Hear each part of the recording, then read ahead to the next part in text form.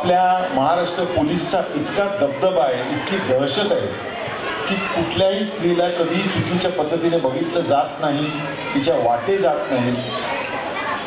याचा मला खरंच अभिमान वाटतो की महाराष्ट्र पोलीस आणि आपलं शासन जे आता सत्तेवर आहे भारतीय जनता पार्टीचं, यांचं मला खरंच खूप कौतुक वाटतं.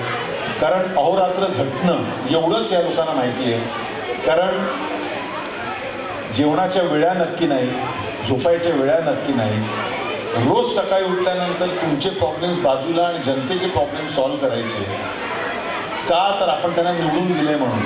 पण ते आज हे करतायत म्हणूनच आपण एवढ्या शांततेने आणि समाधानी आपण जगत आहोत.